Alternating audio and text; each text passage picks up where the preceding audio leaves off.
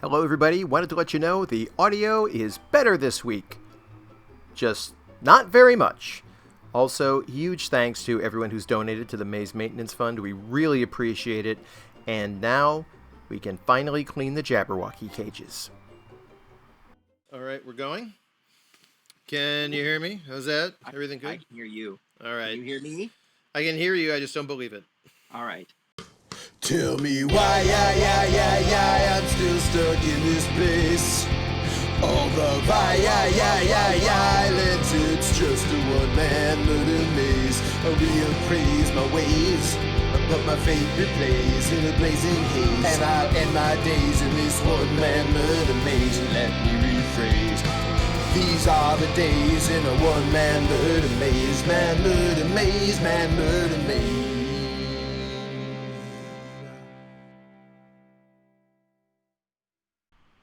So, for those of you just tuning in, this is One Man Murder Maze. Wait, first, if you're just tuning in, like, just watch the earlier episodes. You'll get up to speed. Yeah.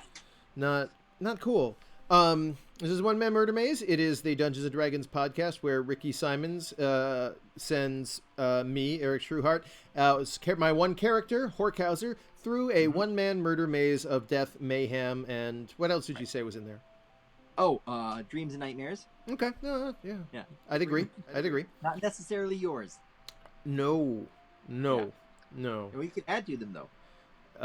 Yeah. In fact, so if I can bring us up to date, and I'm going to try to summarize what happened last time. Yeah, and if you can get it right, I'll give you an advantage point, which you've never used. No. So there's kind of no incentive to get it right. Right.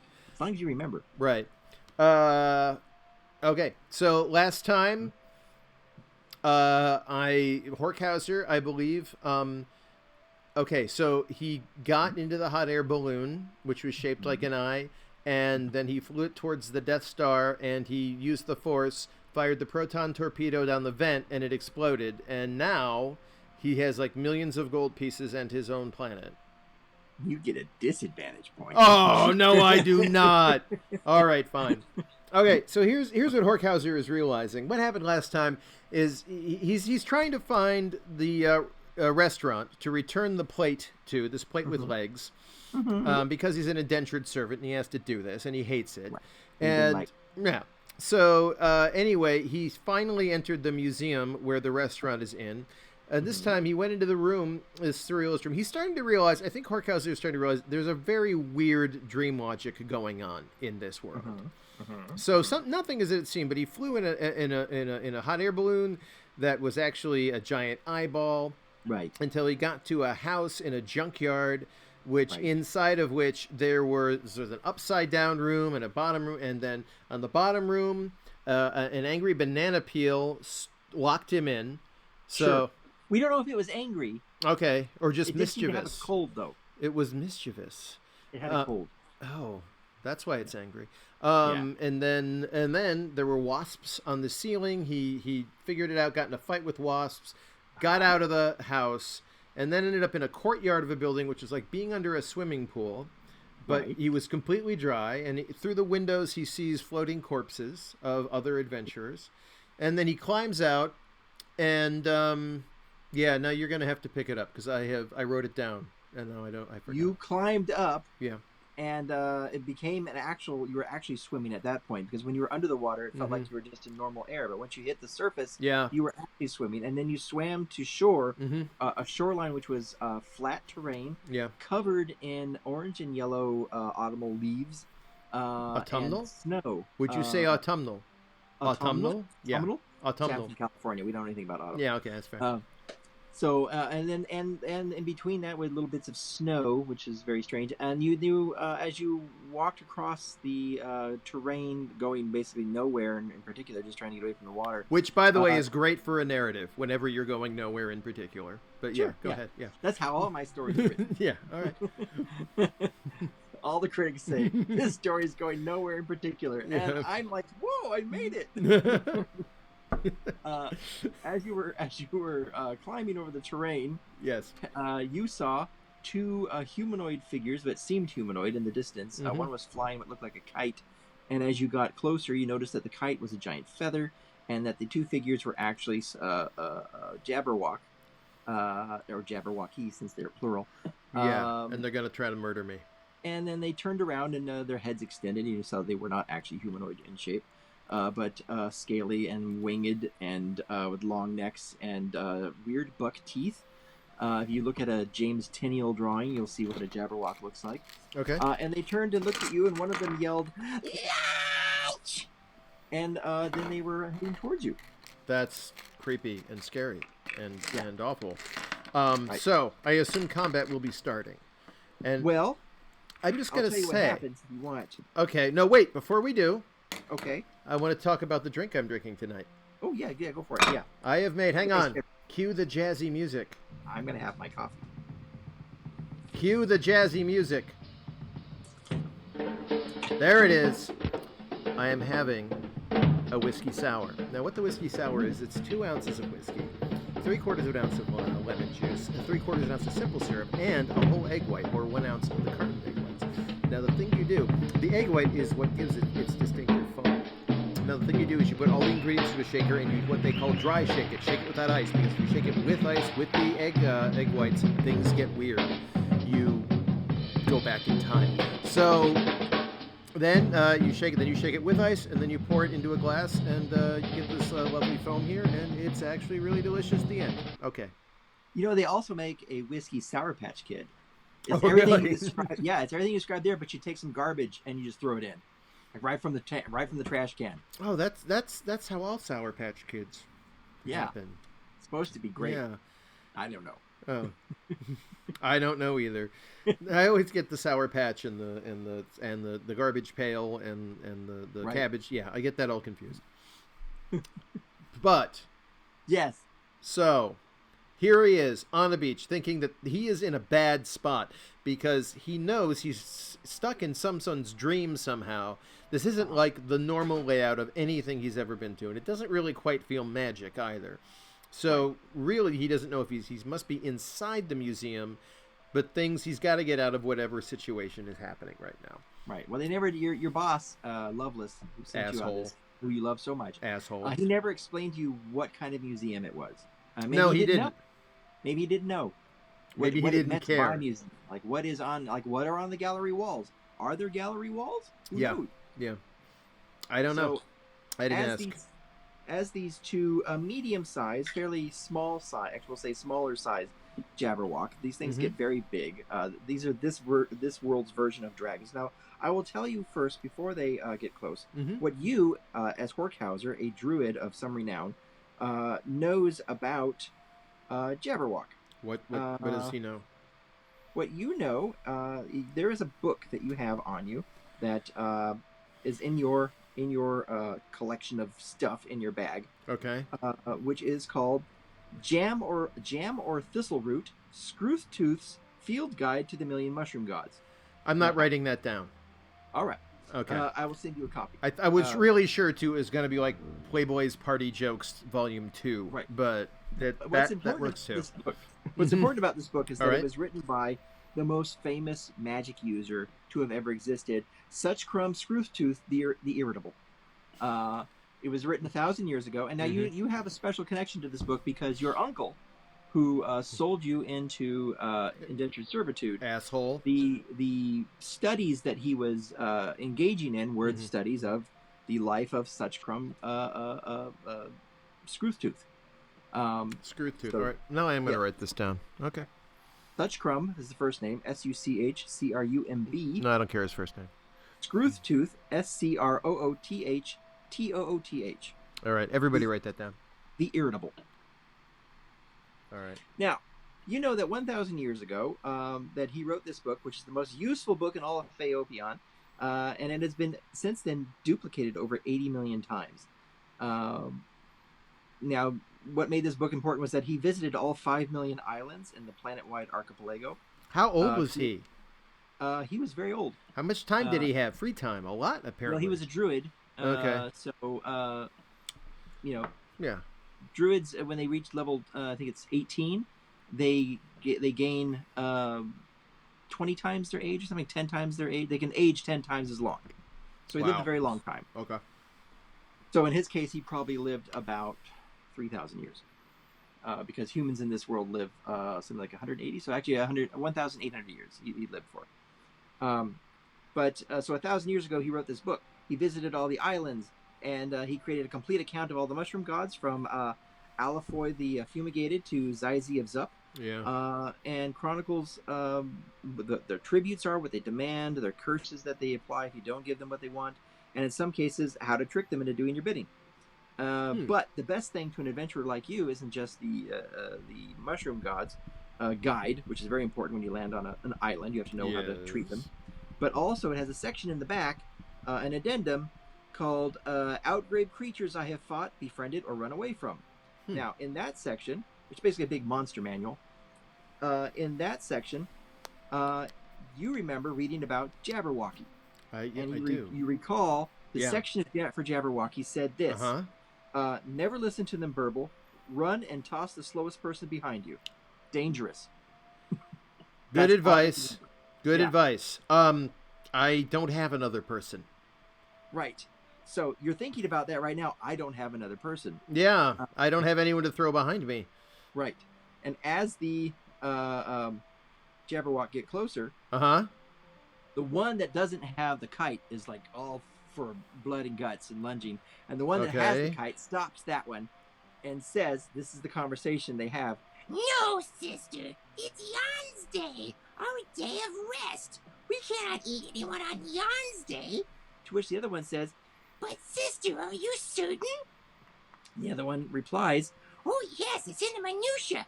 8 people on Sleep's Day and Inn's Day, take out the garbage on Wake's Day, be distracted by kites on Jan's Day, and here I am with my little kite.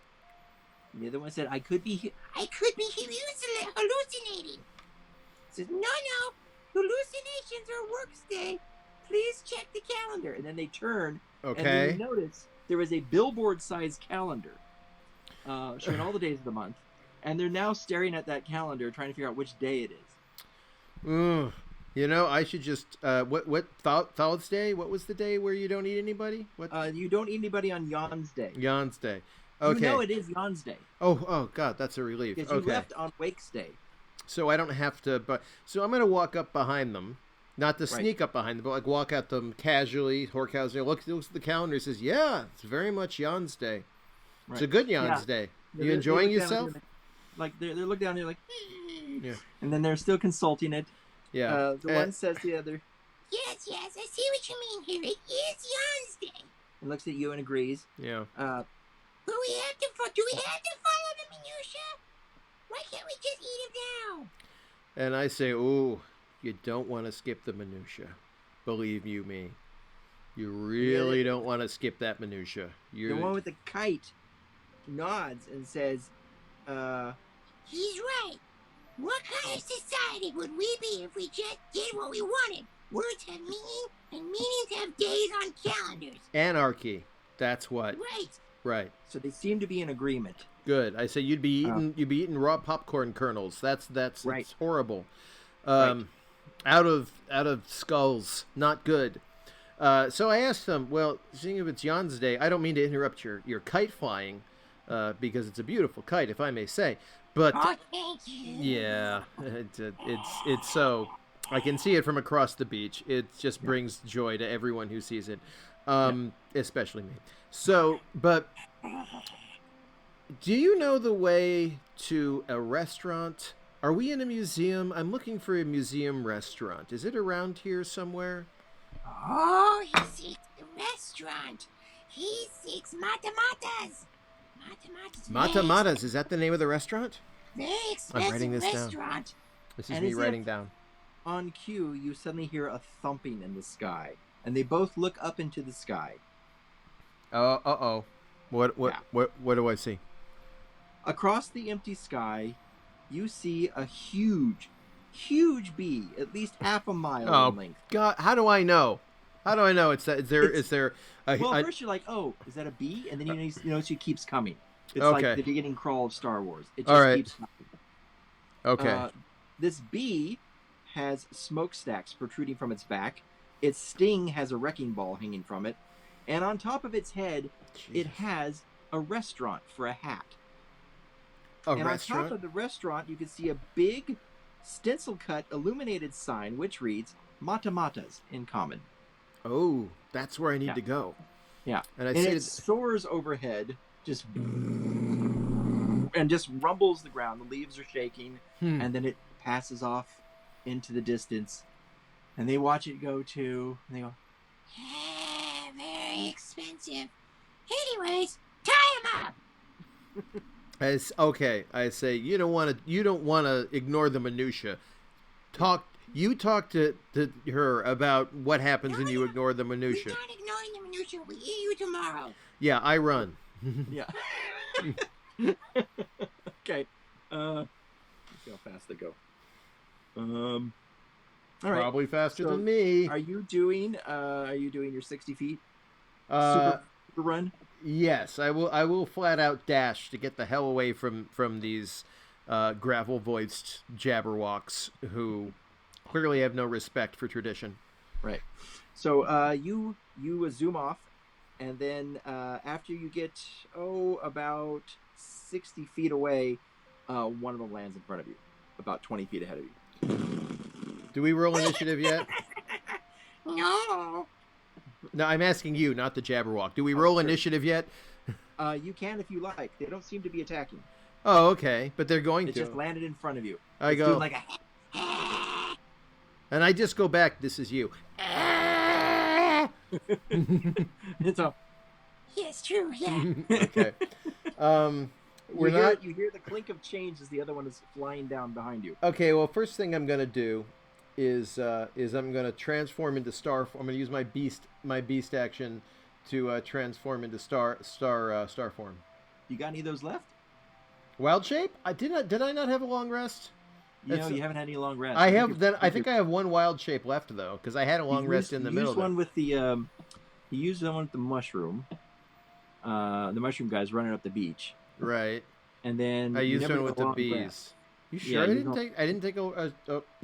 I feel very rested right now, so I'm pretty sure that I took a long. You tried rest. to lay down on the bed, but it became a forest, and then you walked through the forest. All right, so no wild shape for me.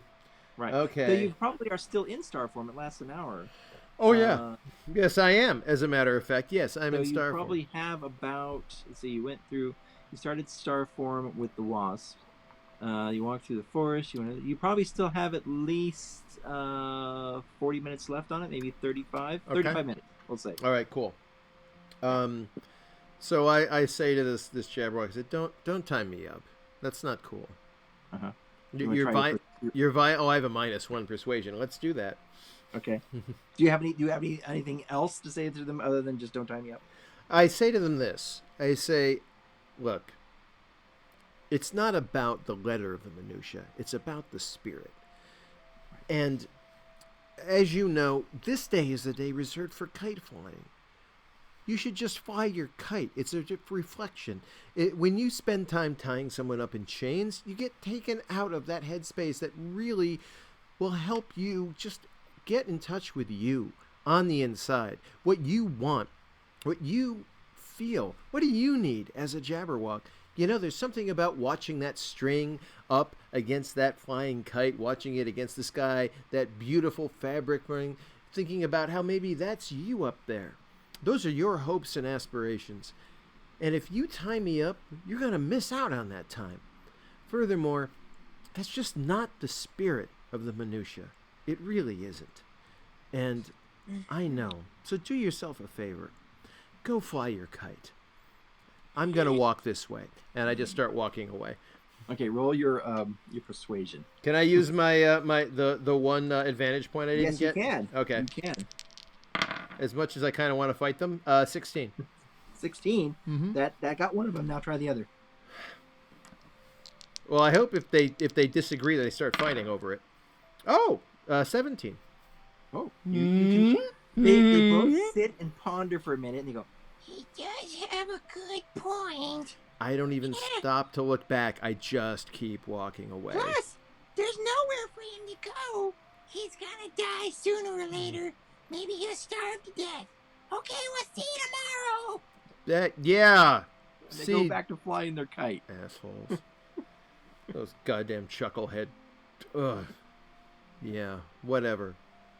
Never follow a Jabberwock to a second location. That's what I've said. Okay. It says that in Lewis Carroll's book. It does. Yeah, that's the Mad Hatter says that. 8th verse of the Slithy Topes. So okay, hang on. I'm gonna walk in the direction. It's still grassy beach around here, snow. It's leaves, and in between the leaves is snow.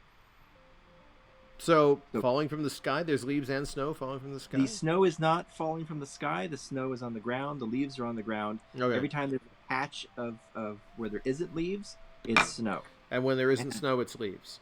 Right. And it just goes on. It looks like it goes on forever. Every once in a while, you can see that bee doing its tour up in the sky, but it's so far away. Well, I at least start walking in the direction of the bee. Right. I kind of feel like there's no other way for me to go.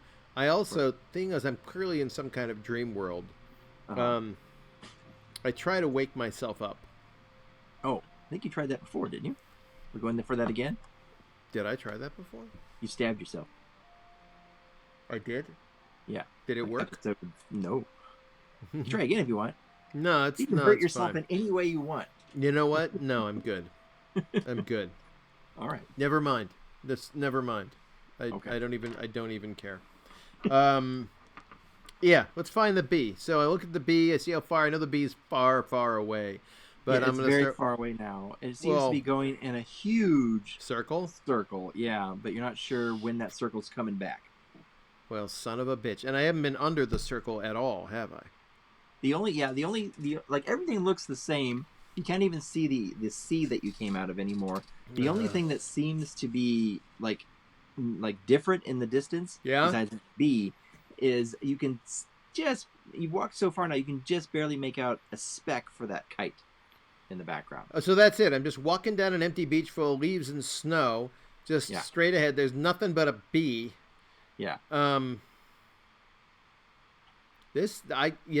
got nothing. All I can do is walk towards that bee. I mean, there's nothing else I can do, or walk towards the path where I think the bee is going to be. Right. Actually, how far away is it by this point? The which thing? The kite or the bee? The bee. It's always indeterminate. Like you can't like right now it's a speck. Oh. So you think it might be a few miles off. Well, he's gonna yell at the top of his lungs, "Mata, mata, mata, mata!" Right. Nothing. Doesn't seem to have any reaction there. Okay. Can I fly? No, because you don't have any of your things left. Also, I think you're too low of a level of a druid to turn into a flying animal. Yeah, but this is a dream. So can I run and flap my arms? Try. Yeah. Okay. Tell you what. Make a. We'll let you make a wisdom saving throw. Okay. And see if you can fly. Now, what's your method for flying? What are you trying to do? It's a good question. Yeah. And as a druid, I've studied a lot of flying animals, sure, and I've also seen a lot of superhero movies in which someone can fly. Right. More or less that he has. That may not be literally true for Horkhauser, but I think it's metaphorically true. And he's going to. So what he's going to do? He's been to the puppet shows. Oh yeah, the superhero puppet shows. We've all been to the puppet shows. Yeah. Let's not even go there. But yeah, so he's gonna run. He's gonna take a big strong head of speed, and then when he reaches it, he's gonna just leap into the air with the idea, and then just sort of see if he can start swimming through the air. If he's not, rather just projecting in a huge arc like Iron Man over the thing, he's gonna maybe try swimming. So that's what he's gonna do. All right. Let's have you make a wisdom save. This sounds like something that you would have to, feel in your heart, that you could do. Well, my heart is a 6. Okay, so you fall face first into snow and leaves. You leave like a nice little plow, a little plow straight ahead. Okay. Indentation in the snow. Yeah. Yeah. Spit out some leaves from your mouth. Okay. Yeah. That's how that worked out. All right. We're just gonna keep walking, I guess. Okay. Keep walking to where I think the bee is gonna be. Right. Cursing After my luck. about well, let's see. How long do you want to walk for? Your star form's got about 20 minutes left at this point. You've been walking for about. Well, I mean, it doesn't help me to sit down, so yeah, I'm just gonna keep walking as long as I can. Okay. Yeah. So you just keep walking and walking. After about 20 minutes, your star form peters out. Yeah. Does it make a noise like that? Yeah, like that. And after a while, you can see a dot in the distance, like a little dot in the sky. Okay. Little white dot. That you're. Is it on the sun today? Like that police song? There's no sun. You actually have seen no sun the entire time you've been here. So there's not a little black dot on the sun today. Yeah. Okay. Now the sky is kind of orangish. Okay. As if it's always about almost dark. Mm-hmm. So you're now approaching this little white dot. Okay. And as you get closer and closer, keep going. Yeah. You see that this white dot is in fact a feather kite. Is that the same kite that I saw before? Make a perception check. You asshole. Sorry. I'm sorry.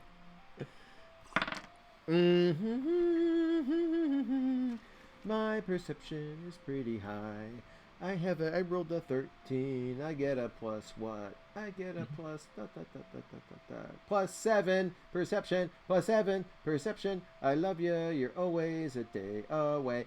20. A dirty 20. Oh yes, this is definitely the same kite. This is definitely the same two Jabberwocks and the same giant calendar billboard. Jesus Christ. Yeah. This narrative is fascinating. Okay. We're gonna go straight to that billboard then. We're going straight to the billboard. See if I can see anything. Oh, it's just a calendar, right? It's a calendar. It's a giant calendar on the billboard. Yeah, it shows the days of the month.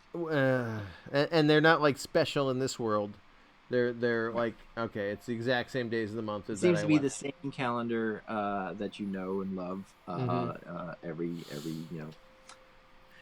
And you hear that rumble again overhead as the bee flies overhead again. Just... I'm gonna try yelling at it again. Hey, mata mata, mata mata, and I wave. Right. I pull the plate out. I wave the plate at it. I say, "Hey, I have your plate. You big dumb bee." Right. Nothing. As you do that, the Jabberwocks land next to you again. They go, "Oh, he came back. He must be really, really tasty." So now go ahead and roll initiative. So I just walked in a circle to end up rolling initiative again. That's what's happening here? That seems like, yeah. All right. Eager to return. Okay. No. That's great. That's great. All right. I also, so new feature for the, I'm turning the backlight. Now it's red because combat is happening. Nice. A nice salmon-colored glow. It's also going to make it easier for me to edit the combat audio into this later. Okay. So because of my feats, my still initiative roll was not that great. However, show me the feats, bitches. I get plus 5 bonus initiative. Can't be surprised. All right, 12. I rolled a 12. 12. Okay. I'm not happy about that. You are tied with one of them, but the other one got a 19. Why did you do the one that? that has 19. Why did? He's gonna try for a grapple. Oh, piece of shit. Sorry. So, I forgot what the rules are for grapple. I gotta look it up real quick. Yeah. What are the rules for grapple? Is it your butt versus his butt? We have to make a butt. It's a contested butt roll. Yes, I'm well familiar with the contested butt roll. D grapple. A D grapple. Yeah, I would consult all the books behind me, but that takes more time. So do I roll on my dexterity or on my Dex or strength? Okay, you okay. Boop, boop, boop, boop, boop. Oh no, that's grappler. I just want grappler. Oh, doesn't he need a 2-hit? He needs to roll a 2-hit first, doesn't he?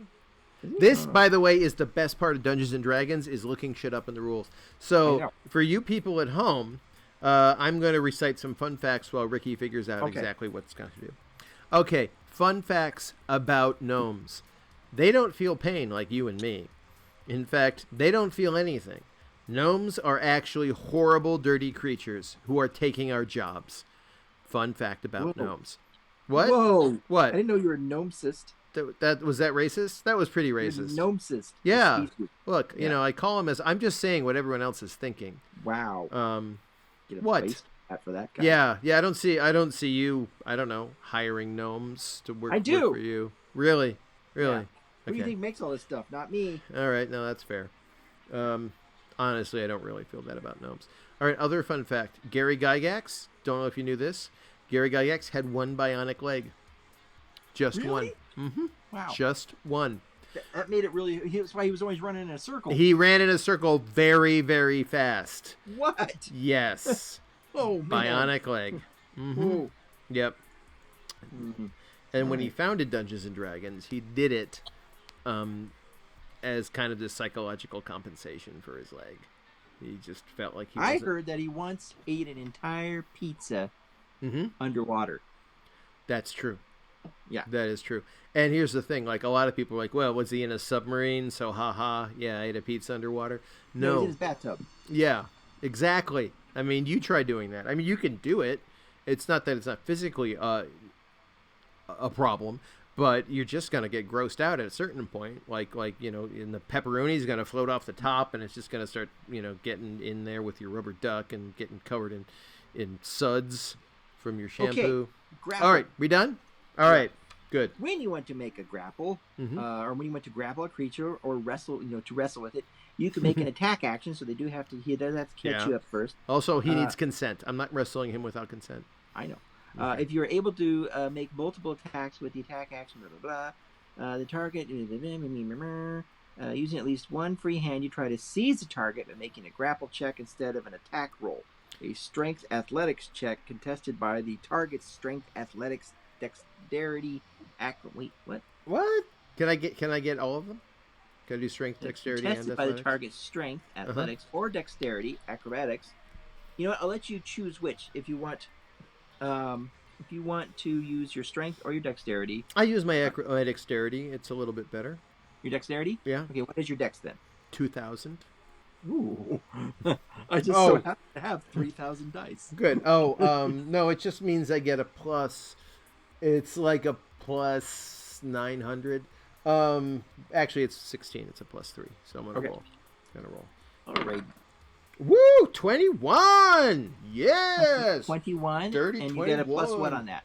Is that with the pluses? That's with the pluses. No, I rolled a natural 21. It would have to be natural 21. Yeah, I rolled a natural 21. Those might be cheater dice. That's a 24, really, with my bonus. Yeah, wow. No, it's an 18 plus 3 is 21. All right, he has a plus 4.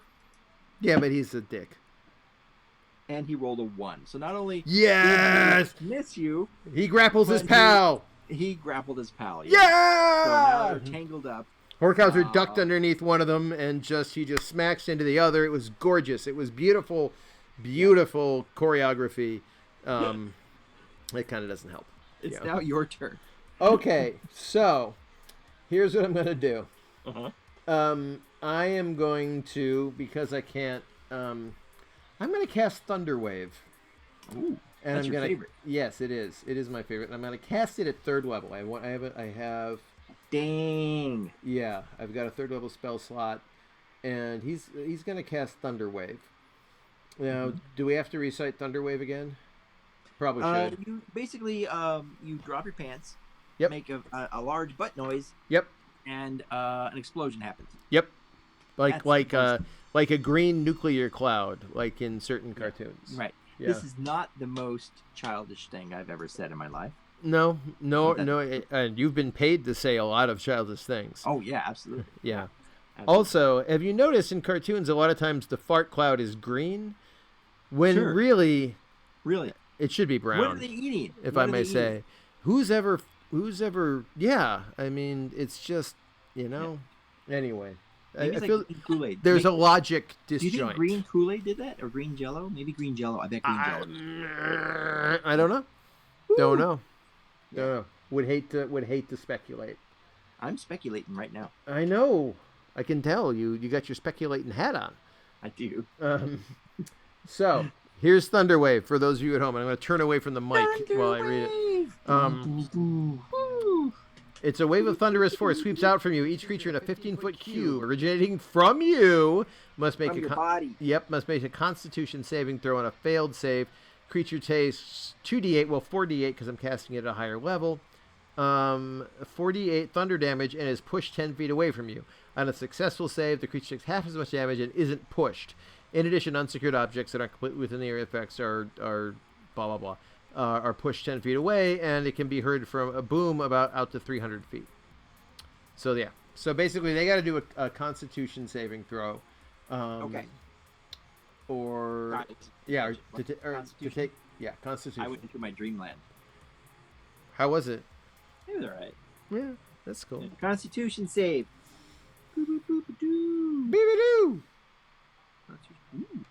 They get +6 on their Constitution. What? Yeah. No way. Yeah. Why? Because I'm using young dragon stats for them. Just so you know how terrible they are. Yeah.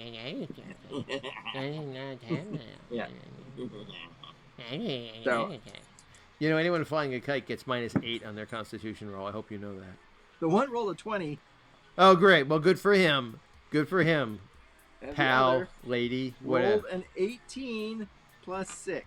So they take half damage. What a bunch of arseholes. Yeah. They don't get tossed aside like so much scrap metal in a Jawa orgy. God. Whoa. Hang on. You invoked the Jawa orgy, and I haven't seen that episode of The Mandalorian. So yeah, which is actually Jawa for I'm climaxing. All right. Well, they each take 13 points, unless you want me to roll separately for both each? of them. Yes. Ooh, all right. Yeah, eat it, pal. And correct me if I'm wrong, all I have in terms of weapons is like a regular old scimitar, a wand of too many pigs. Mm-hmm. You know, I've got a longbow, a scimitar, and that's basically. You got any special druid spell shit? Oh, I've got some special druid spell shit. Alright. But, you know, that's about it. They basically look like they've just like stepped in a wind tunnel for a second. And their skin gets a little bubbly. But otherwise, they seem to have taken most of the damage. By taking it, you mean just like it brushed it off? You know, like blistered. Okay. Yeah. That's something. They didn't like it. So the other one, it's his turn. This is the one, or her turn, sorry. I am so screwed. Yes. It's her turn. This is the one that wanted to eat you.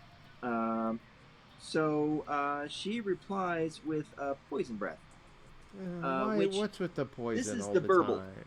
This is the burble that you were warned against. It's basically a lot of strange noises and shrieks, which I'm not going to do here because I'm not being paid scale for this. Yeah. So when you hear this, it's like, you know, oh, we'll do that. That's what it is. Okay. This terrible sound reacts like poison.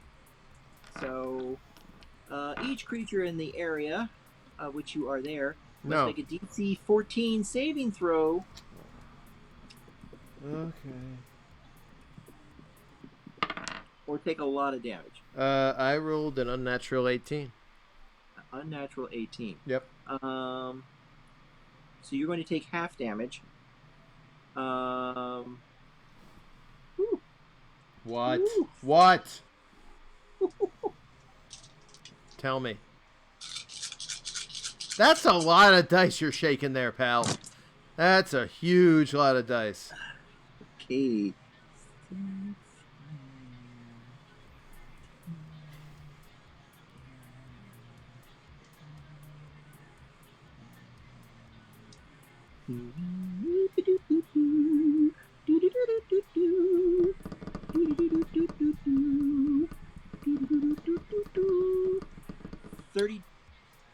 Points of damage divided by 2 is 16 points of damage. Oh, mother pucker.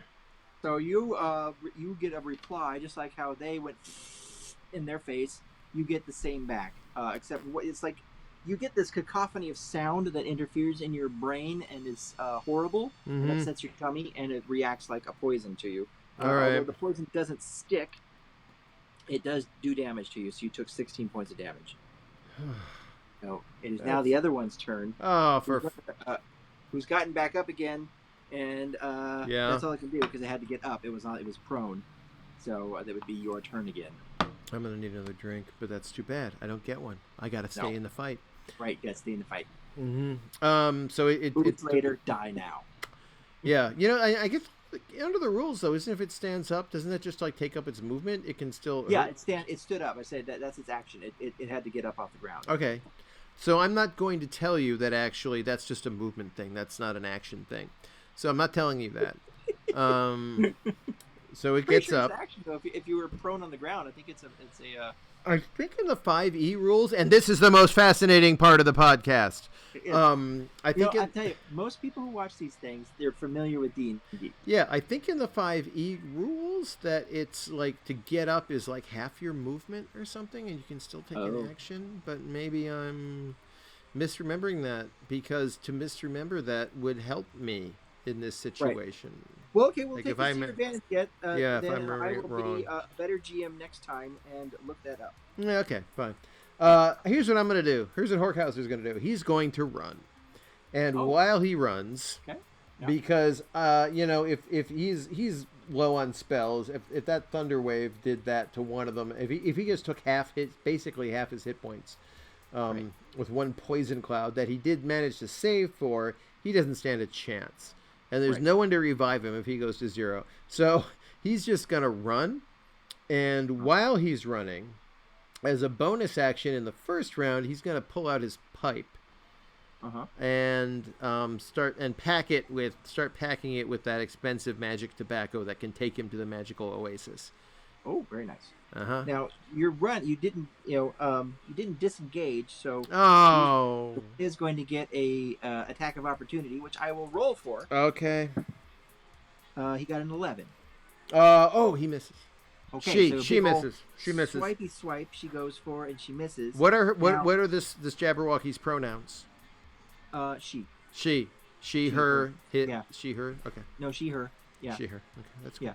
That's cool.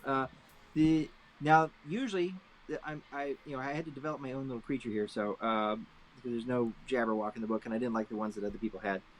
Usually young green dragons have 3 attacks, but I've given these things 1 attack each. That's a relief. Yeah. Right. Because they are horrible enough, and there's 2 of them. Yeah, and there's 1 of me. Yeah. All right. So you are packing your the pipe. Packing the pipe. Running my feet. Packing the pipe. Running the feet. Okay. Packing the pipe. Running the feet. You get your 60 feet away. Packing the pipe. Yep. When you smoke the pipe, how long does it take before the glade appears? Is it instantaneous? I don't know. It's your pipe. Okay, let's look at the rules then on the pipe. Okay. Loot. Pipe says Mushroom God's Glade. Yeah, I have no description except that it's Mushroom God's Glade. And this looks like it's instantaneous. The second you start smoking it. Okay, cool. Okay, so I think you have to smoke it next turn because you just packed it. So. Yeah, I'm gonna have to smoke it next turn. So basically, the one that tried to grapple you, is still intent on grappling you, and it's her turn again. Is it? Did it catch up to me? She can fly 80 feet. All right, fine. So she did catch up with you. Fine. She's going for a tackle basically, and she rolled a 6. A what? A 6? 6. Yes. Oh, my armor class is. 6 plus. Hold on, 6 plus. What all right. Plus what? I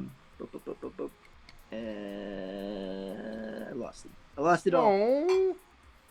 Game over. Well, I win. I've won 6. Dungeons and Dragons. 6 plus. Yes. 4. 6 plus 4, 10. Miss. Ooh. My armor class is 50. So she flies in, goes for a tackle, and just does a little roll, sad little roll across the ground. Oh, I don't laugh at her. I've been there. I have too much compassion. I'm not gonna laugh at a Jabberwock who's missed and rolled on the ground. That wouldn't be fair. I know. So I smoke the pipe. I just light it and I smoke it. Right. And you do. Yes, and when you do, the glade appears. The area that you were just in, Jabberwockies and all, fade away. The trees sort of come zooming in as if they're on little wheels. It's like puff the pipe, faster, faster, faster. The darkness envelops you. The campfire pops up out of the ground. And you can hear a Viralgo croak go. Yeah, Geraldo croak. Little groan in his pipe. Is he? And he's a mushroom. Quiet. He's a mushroom god, right? He's a mushroom god, and he likes it when I smoke the pipe because that he gets to smoke. It's warm. It warms for him. He says he's cold all the time. He was trapped in this pipe by Busby Burby. Busby Burby. The more I learn about him, the more I don't like him. Yes. I mean, a beloved entertainer, beloved great impresario, and show producer. But behind the scenes, perhaps a monster. Right. The kind that makes mushroom gods cry. Yeah, not cool. No. So yeah, everything's quiet now. You're fucked up. Well, I'm gonna take a long rest, but I'm assuming as I start to lower down, I'm just gonna engage our mushroom god pal. What's his name again? Viralgo Croak. You just call him Croak if you want. I say Croak. I just start to engage him in casual conversation. Trying to say, how's it going there, Croaky? Warmer. That's good. You're stuck in the pipe, aren't you? I'm stuck in the pipe. It can't be easy for you. I can't imagine. You are bleeding. I am bleeding. Yes. Did you die? No, fortunately, I came here. I was being chased by a couple of pedantic Jabberwockies who actually turned out to be not very pedantic at all. Not so pedantic that they weren't trying to kill me, even despite what the minutia says. So yeah, it hasn't been a good day. I'm gonna take a long rest now. Although I suppose before I should actually long rest restore all of your hit points. You'd have to spend I have to spend dice on it. Yes. Long rest restore. Long rest restores all your hit points. Okay, so I'm not gonna bother to cast a healing unless spell. You're underneath some dastardly thing happening to you. Okay. Yeah, I'm in a dream museum being attacked by kite flying Jabberwockies. That's pretty dastardly, but I appreciate normal. it. That's normal. That's normal for him. Okay, cool. You say, hey, Croak. Yeah, have you died before? No, not that I remember. I mean, if I have, Many have died before. What happens after they die? Some come back. Some go away. Do any stay exactly where they are, like in between? Okay. That's all he does.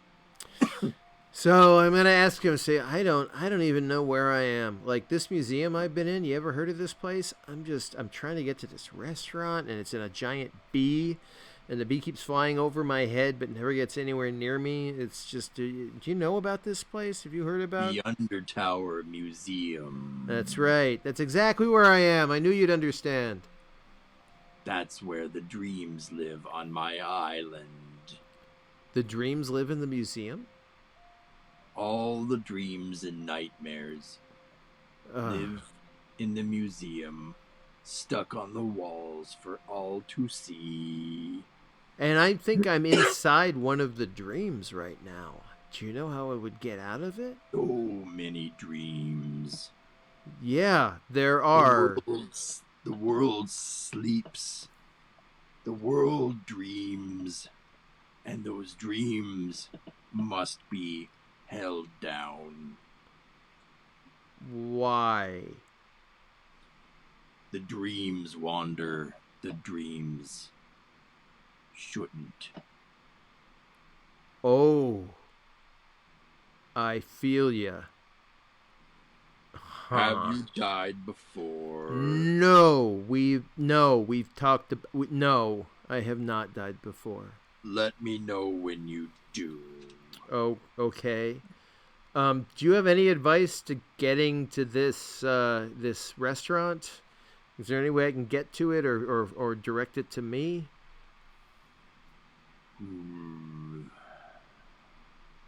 The museum does not share its secrets with the island. The island is mine. Wahoo, wahoo. Yeah. Yeah. Hey, I have an idea. I'm supposed to bring this plate back to the museum, but if the plate is broken, I guess I can't really do it. So I show him the plate. What would happen if we broke this? Would it die? I'm sort of putting that to you. So much warm now. Yeah. So much warm. God damn, you're useless. All right, well, I say that to myself. Right. I'm gonna go to bed. I'm gonna take a long rest. All right, you lay down by the little logs that are there. You put out your little kit, reach into your bag of tractor holding. Yep.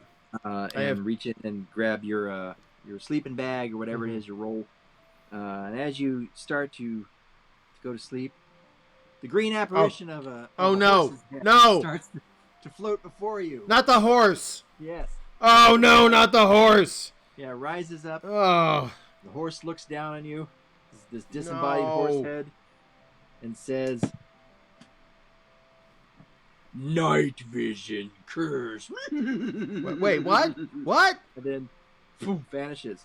And now it was dark in here before. Yeah, it was. Now it's fucking bright, and it really hurts your eyes.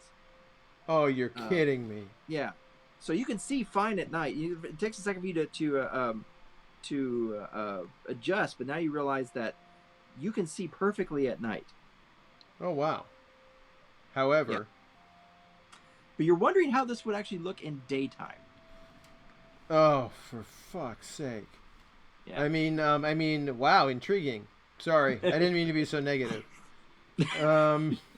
And then the horse vanishes with its usual. Oh, that fucking horse! I need you to make a perception roll. All right, hang on. D&D Beyond just crashed on me, so I'm having to log back in. All right. But I will make a perception roll while this is happening because I know I have like a plus. Oh. By the way, I'm gonna make a little plug here for D&D Beyond. All right. D&D Beyond doesn't remember when you signed in on the same iPad, even just 5 minutes ago. Right. So just so you know, D&D Beyond is flawed. We love them, but they're not paying us, so we can be honest about them. Obviously, the workaround to that is to have at least 3 or 4 iPads going at the same time. Exactly. I'm so glad you see this. Yeah, I think it says that on their website. Yeah, I think it does too. Please authorize. Only click authorize if you trust D&D Beyond, it says here. Well, absolutely, I absolutely do not trust D&D Beyond. I trust him with my heart. I trust it to sponsor us someday. Oh. What lovely people they are. They would love all of our Gary Gygax facts that only we know. I think they would. What a lovely thing. Like so I'm gonna rode a whale into a nursing home. I know. Remember that? Yeah. Everybody got to pet the whale that day. That's what he called it. Well, tell you what, I just rolled a 19, a natural 19, so plus my massive, my extensive bonuses, plus Horkhauser's extensive bonuses. You feel like that was really good, but that somehow you need to roll again. Why? Because Why do I feel that way? You have disadvantage on all perception checks right now, because it's really hard to see. So go ahead and roll that again, please.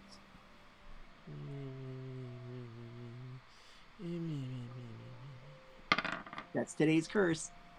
Okay, I rolled basically it's either a 17 or an 18. Okay, you still did good. So you're like, Yay.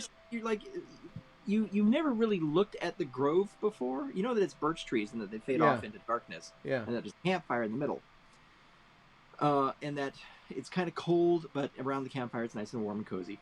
But now that you're as you're trying to adjust your vision, you look out into the birch trees, you notice at the base of one of the trees, that you never noticed before, there's a tiny little door. About 3 inches high. Okay, and I haven't taken my rest yet, have I? No. You have not taken your rest yet, no. I have a feeling if I open that door, like I'm just gonna get sucked into some little magical tea party land, and I'm not gonna get a chance to rest. By the way, this is the perfect time for D&D Beyond to have totally crapped out and refused to let me look at my characters. So, if you want, I can call up your character. You can. Please, I mean, it can calls up the campaigns. It calls up my grandma on her birthday. But what it will not do is get the character up. This, by the way, it calls your grandma. Yeah, isn't it? Yeah. So while we're wrestling with technicals, I'm gonna go check the door. I'm gonna go over there, crawling on my hands and knees at the door's level, and I'm gonna go up the door, and I'm gonna knock on it with just one finger. Knock, knock, knock. Okay. You knock. It's a little blue door with a tiny little doorknob with a little lock on it. Mm-hmm. You don't hear anything. Can I open the door? Try the tiny little doorknob? It's definitely locked. So it's locked. It's locked. Locked. Why? Who knows? Yeah, good point. Okay. That's fair. Okay. Guess what? What? I can't get into your D&D Beyond either. Really? I can't because it wants a verification code, which is sent by email. Oh no, it's been sending these to me too. Again, D&D Beyond not letting us. I verified it every single time I log in, and then it says sorry. Could you be This is a brand new device. Like, no, this is not a new device. You've seen this device. You've rubbed this device all over your face and hands. You know about this device, and then no, it doesn't. I don't feel verified anymore. No, I don't either. It's making me feel like I don't belong. I have to now verify my life. Yeah. To D&D Beyond. Mm-hmm. I trusted this. No, I did. I trusted it too. This is going to be an interesting thing. I'm just going to do the character from memory. Because it's not. Oh wait a minute! Wait! Oh no! Wait! Oh no! Wait! No! Wait! Well, we'll see. It's loading. So, all right. I can't try to. You know what I'm going to do? I'm going to knock again louder this time. Okay. Hello? Is anyone in there? Anyone in this tiny door? Don't hear anything. Is there a tiny little window on the door I can peek in? No, it's just a little tiny blue door, a little one of those ones that's kind of round on top and flat on sides. God damn it! I don't know why I'm so angry about the door being round at the top and flat on the sides. That's actually really adorable. It's like little far. Yeah. So far, it's adorable. Okay, if I look closely, is there how's that knob on it? Is there a little gingerbread detailing around it? Would that be is it that cute? It's got a little face on it. It looks like a donkey or a pony, shaped like a donkey or a pony on the doorknob. Really? Mm-hmm. A horse? Could be a horse. Oh. Might be a donkey or a pony. What does Bruce think? What does your cat Bruce think? Can you hear him in the background? Oh yeah. Yeah, he's not happy. My cat wants me to play with him with the giant pink rubber band, but that's not happening right now. So he's very upset. His world is very small, and I can't access my character. Okay, forget it. Taking the long rest. The long rest. I don't care about that door right now. I may care about it when I wake up, but I'm taking the long rest. All right, you take a long rest. You seem to have okay dreams and everything. You wake up the next day, you feel totally refreshed, except for the fact that everything is still too fucking bright. Yeah, ow. Those are your actual thoughts. Everything's too fucking bright. So can I take You're a sweary man. Can I take a piece of fabric, a thin piece of fabric or something, tie it over my eyes like that Gelfling did in the Dark Crystal TV series? Do you have any fabric like that? Do you have just torn fabric? Are you the kind of guy who just has torn fabric? Because I don't. If I'm like at the grocery store and I'm like, oh, I need a face mask right now because everybody's dying of terrible things and I don't want to do that too. Yeah. So I get a face mask, I put it on, and I don't have cloth, I tear off my coat or something. I think I do have that, and I think we can check on my character sheet. Hang on. Oh, you're just gonna have to take my word for it. Oh, okay. Yeah, we can check that tomorrow. No, I don't. I absolutely do not. No, I probably might have a sash. I really am scared of the grocery store right now, by the way. Really? I make more than usual? More than usual. Okay. Yesterday was a pure nightmare. I wish that I was fighting Jabberwockies. What you just went through those Jabberwockies was a breeze in the park next to Vaughn's Pavilions. Oh, God. So saying. Everyone listening right now, by the way, if you're listening to this, maybe hopefully years from now, we're in plague times right now. We're in the COVID-19 lockdown, which is why we're on separate screens and all that. But sorry, Ricky. I was already paranoid before, and now I have like a third eye in my butt, and I'm not sure where that came from, but I'm pretty sure it's watching my back. It's always been there. Yeah. Oh, everyone has seen it. Why didn't anybody tell me? Mm-hmm. Well, how do you bring that up in conversation? Honestly, I don't bring it up. Well, yeah. Well, that's why. That's why you don't have any friends. I'm kind of a little bit perturbed. Your wife never said anything about it, though. That's well, she's never seen me naked. Oh, that makes sense. Checks out. All right. Well, I wake up. And, this character is never loading. Thank you, D&D Beyond. If you ever sponsor us, I just want you to know, you still fucked up tonight. So. But not as much as Gary Gygax that one time where he tried to fly to the moon on the back of an ostrich. Yeah, right? And then about 3 feet. Yeah, he actually put the jet engine on the ostrich, and it 3 feet and then nosedived straight into the ground. Big mistake. Should have had the ostrich sitting on the jet engine. Yep. Yeah. Live and learn. Yeah. Live and learn, my friend. Live or learn. Yeah. Learn or die. Well, you wake up the next day, you feel refreshed, everything's a little bit too bright. You do find some cloth in your sack and put it around your eyes so it's not as bright. Okay. You slept for 8 hours. The grove stays up for 9, so you got another hour for some all right. out of your pack. I'm gonna eat a little breakfast, take a poop in the woods. I say good morning to Croaky. Say I'm gonna have to go away again right now, but when I come back, I swear to you, I'll light the fire again. I promise. Are you alive? Yes. Though D&D Beyond says otherwise. And before in the minutes I have left, I'm assuming it's gonna take me a good 20 minutes to eat my breakfast and wipe with leaves. I guess I don't know. And so I'm gonna go over to that door, knock on the door again. Knock, knock, knock. Hello, door. Is anyone home? Oh, nothing. No reply on that door. All right, I'm gonna try to force it. I'm gonna try to force the door open. Try a strength roll. I believe I have a. Whoops, we rolled a 1 on our retrieve. Yeah, of course, retrieve character. We're not on the blacksmith river. Thanks again. Thanks, D&D Beyond. I love your little jokes about why you're not working. This is adorable. You're adorable, D&D Beyond. Okay, we're gonna roll it. The number 1 is very similar in design to a middle finger.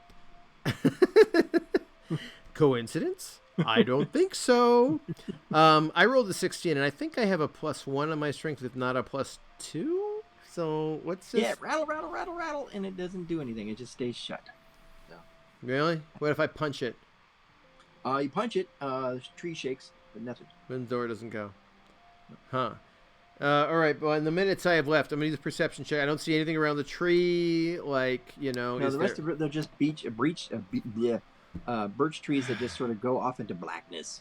But there's nothing in that tree, on that tree itself, that might indicate. No, there's nothing in the tree, nothing hanging from it, nothing on it. No mailbox. Mailbox. No mailbox or anything. No. A way to be buzzed in. Nothing like that. No. No. Okay. No doormat with a key underneath it or anything. Okay. No little security box and enter your party's code. Okay, pound 3. Oh yeah, definitely that. 2 nothing of that. It has to send you an email for verification, though. Okay, yeah, of course it does. All right, well, here's what I'm going to do. Uh-huh. I'm going to get my ass ready. I'm going to, draw my shitty, useless sword. Wait a minute. There's no, grains. There's no, wheat or corn in this little place. It's just grass, right? In this place. Just grass in the grove? There's nothing nothing I could use to feed my pig wand? No, it's just, it's kind of grass you'd see growing in a forest. All right. It has that leaves on the ground, that sort of thing, peppering the ground type. All right. Wow. Okay. All right. So I get ready. I draw my sword. I'm gonna be like totally ready in case this, in case those Jabberwockies are still there when I come back. Not gonna change into star form just yet. All right. Because I want to save that in case I don't need it. But we're getting ready. We're sitting there. We're getting, and I know this is coming. This is coming. Right. You're all hooked up for it, right? Yep. Sword drawn, ready for anything. Yeah. All right. And the glade drops. I say goodbye, Croaky. You. See you later. Let me know if you die. Promise. I pinky swear. The second it vanishes, sploosh! You go into water. Really? Yes. The tide is up. Looks like it's pretty up, pretty high. Really? How high? Yeah, pretty high. Oh no! You do not see the ground below you. You're just in water. Okay. And there's light above where you can swim up if you want. It looks like you're down about maybe not too far up, 4 feet down. Okay. Excuse me. This is how I react to drowning. So you're surprised, though. So your lungs are filling up a little bit. All right. No. So I'm gonna head straight up. And as you're fumbling about, give me a roll on your what? Let's try perception because we want to make sure that you know which direction you're going. Towards the sun, I would assume. Yeah, but you're startled because you just flopped into water. Like, huh? Where's the sun? Give you advantage on it. Where's the sun? Oh my gosh! All right, fair enough. Well, okay, perception. Yes, I rolled a 12 plus, I guess, 7 or 8. So I rolled about a 19, maybe a 20. Okay. You're just about to reach the surface, and this claw-like hand comes into the water, grabs the back of your shirt, or tunic, and hauls you up onto the back of a giant billboard that used to be a calendar that is being used as a boat. And you see that the person or creature who has hauled you up is a mock griffin. A mock griffin? Who you recognize as Freddy Mole. Oh, Freddy! The mock griffin that you met at the beginning of this maze. Yes. He lifts you up and he drops you down. He's all, You are alive. I am alive, yes. But the manager said you were alive. The manager? I didn't believe it. Where's the manager? the ledger. He said. Oh, the ledger. Yeah. Oh, he's talking like the Jabberwockies a little bit. You see that he holds up a ledger. Yeah. And has all these names on it, and the last name on it is yours, and it has a little magical arrow that's. Yeah. No, I'm alive. I'm still trying to find the restaurant. Can you give me a hand towards that, pal? Bucko, Freddy, my mock pal, mock griffin. He just looks up in the sky. He's all. All gone now. All gone. Forever? Well, my job's done. Can't return a plate to a restaurant if the restaurant's gone forever. Guess I'm going home. He's checking you out left and right. He's sort of going over what you've got going there. Yep. On your outfit. And he says, good that you're still wearing your name tag. Yeah. That's how I find you. Oh, well, remind me not to take the name tag off ever. Anybody who wears name tag, name's on the ledger. That's how I know you're Horkhauser. Yeah, that's how I know I'm Horkhauser too. Yeah, right? Am I right? What do I do about this? And he points to this mouse that is scurrying around on the plank, and he puts his hand just. Don't hit it. I won't. I won't eat it. I swear.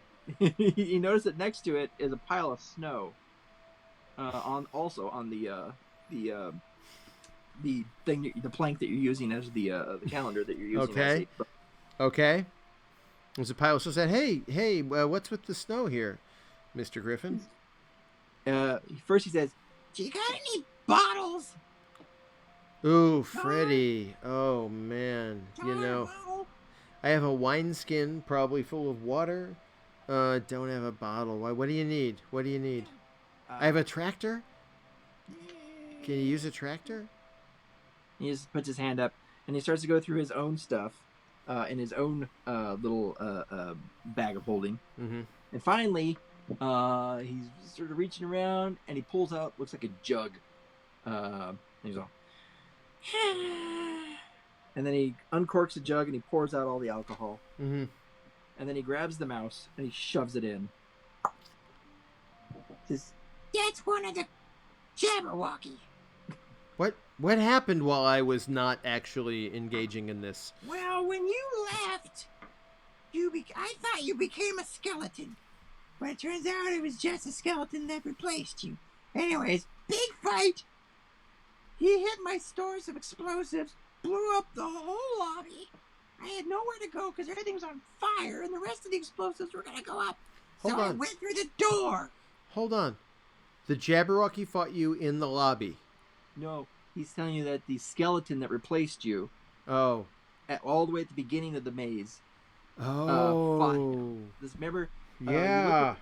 The eye had you screaming back at it. Then you replaced the screaming thing, and you were with looking a skeleton. Out, a skeleton standing next to Freddy Mole, and the doors closed. Yeah, that was horrible. What he describes to you is that after that happened, he fought the skeleton. Yeah. He ignited the stores of his materials in the all those explosives he had. Mm-hmm. The place was exploding all around him, so the only place he could go was through the door, which closed behind him, and now he's here. And when he got here, there were 2 Jabberwockies. He fought them both. Turned off camera. Turned one into a mouse using his polymorph wand. Okay. And the other one he defeated, and when he defeated it, turned to snow, which tells him that it was not a real Jabberwocky, it was a simulacrum. Well, I'm sure glad all this happened while I was camping. With a frog.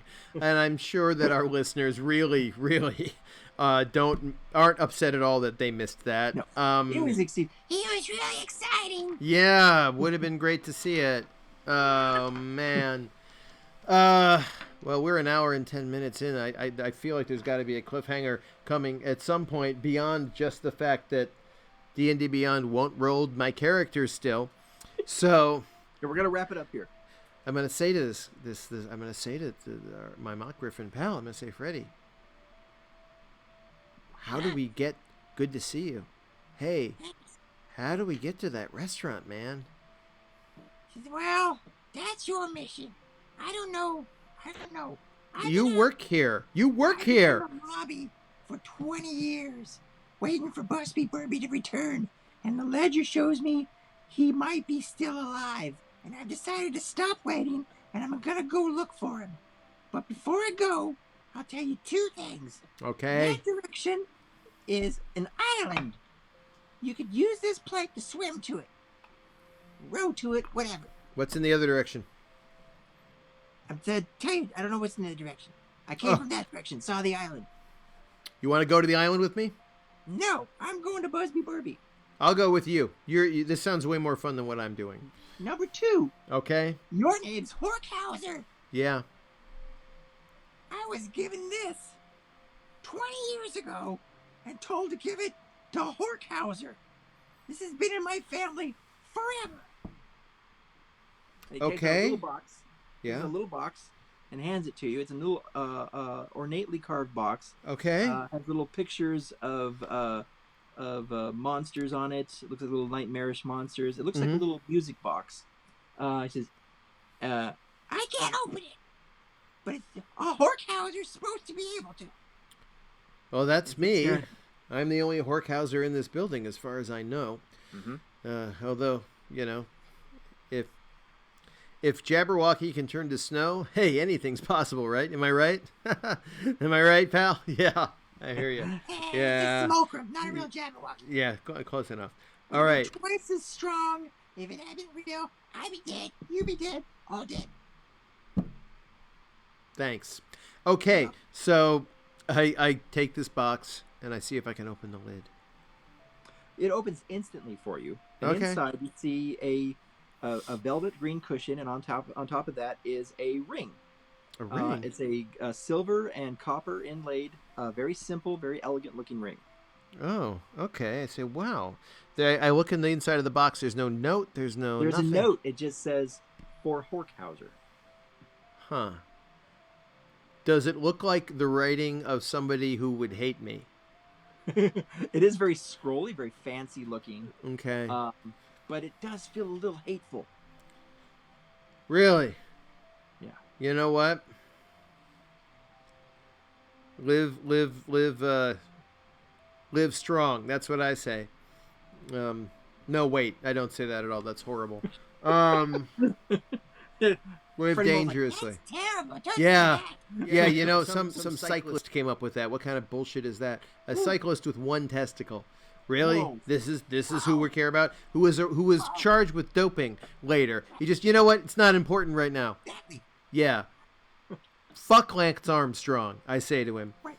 No, okay. There goes our endorsement. For Lance Armstrong's team. I'm sorry. Nice going, I'm sorry. Trueheart. Bruce is even yelling at you. Yeah, I hear him. All right. All right. I'm gonna put the ring on. You know what? All right. Why not? It goes on the first finger you try. Well, thank you. That's great. Yeah. Fits perfectly. Okay, great. When you put it on, there's a little ping sound, a little sharp, nice little ping, the kind you want to hear in a video game. Okay. And before you appears out of the mists that secrete from this ring, the shape of a man that sort of fades in and out until finally you see the angriest old man you've ever seen. Imagine, what's his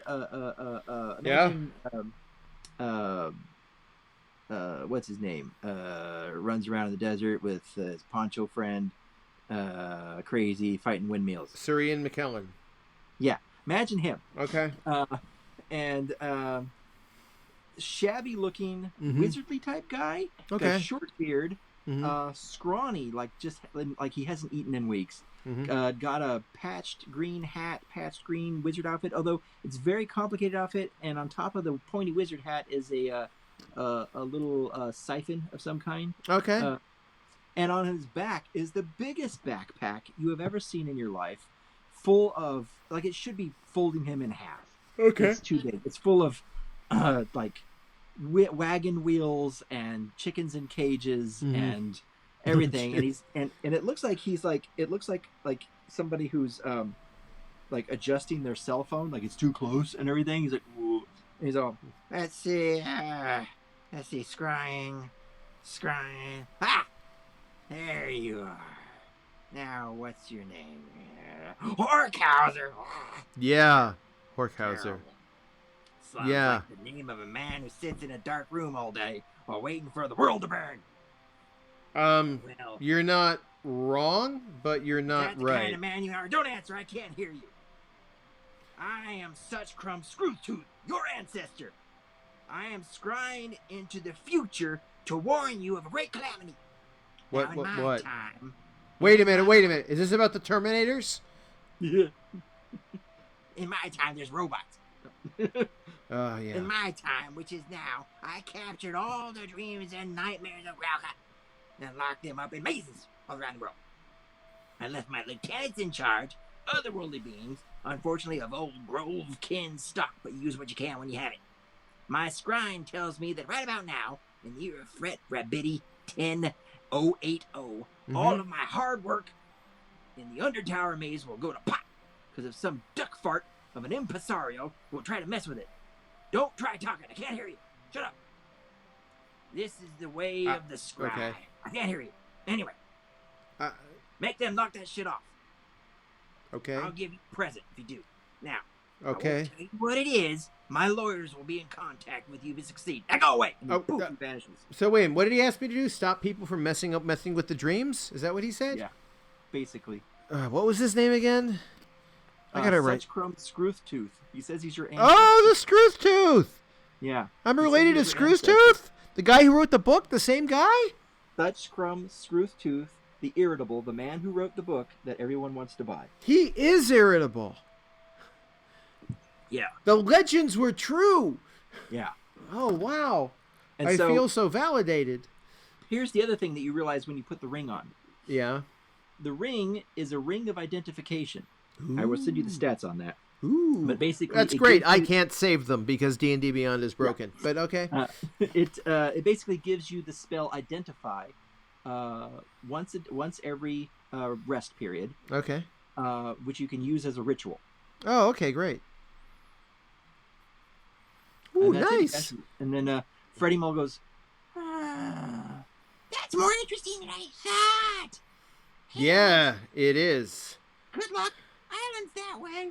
Maybe we'll meet again sometime. Yeah, okay. Keep your name tag on here in the ledger. And then he flaps out his arms, which turn into wings, and he takes off into the sky. Okay. And flies away. All right. Well, I'm gonna start dog paddling. Is there anything I can use for a paddle, like a piece of wood? Break a little piece of wood off the billboard and just start paddling it towards the island. Yeah, it's kind of a mess here. Yeah. When the fight happened, he took the mouse with him, by the way. Oh, thank God. And as he flies away, you can see him drop it in the water. It's gonna come swimming back to me. I know it. Yeah. Well, it's in a bag. Son of a bitch. Okay. Or a bottle or a jug or something. It's in a bottle. So yeah. It's probably got another 40 minutes before it changes back into a Jabberwock. All right. Well, but I'll be long gone. I'll be long gone by then. All right. So I'm gonna start paddling, and the snow blow away.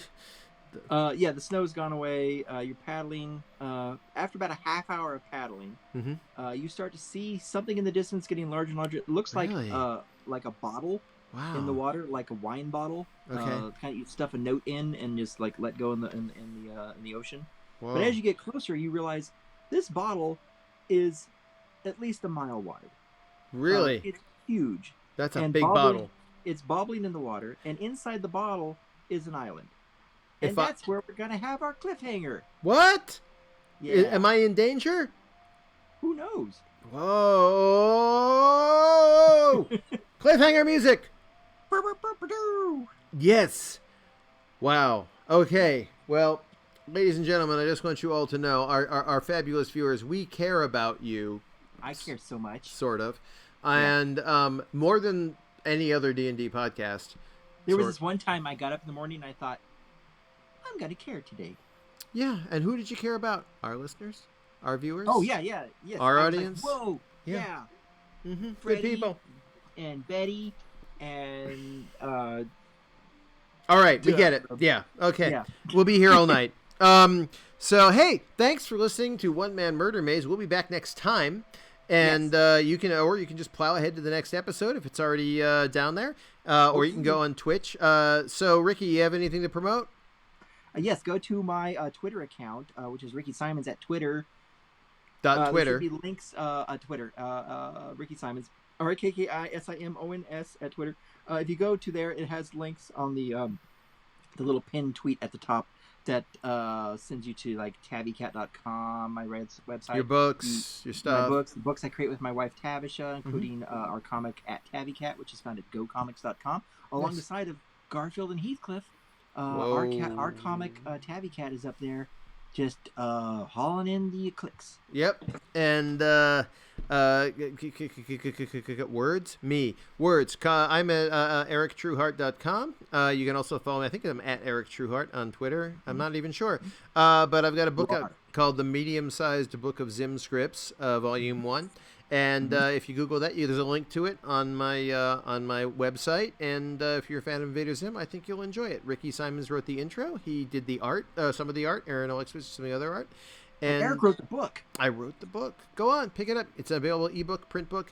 Thank you very much for listening. And by the way, if you want to tip your Maze Masters for Maze maintenance, you can go to paypal.me/onemanmurdermaze. That's paypal.me/onemanmurdermaze. Anything else? Oh, no. This is your games operation director. Or God. Signing off.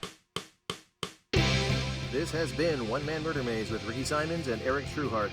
If you enjoyed the show, hey, please tip your Maze Masters for Maze maintenance at paypal.me/onemanmurdermaze. Our audio podcast is available on Apple and Stitcher. Our videos are on twitch.tv/onemanmurdermaze and also on YouTube. Just search for One Man Murder Maze. Our website is guess1manmurdermaze.com.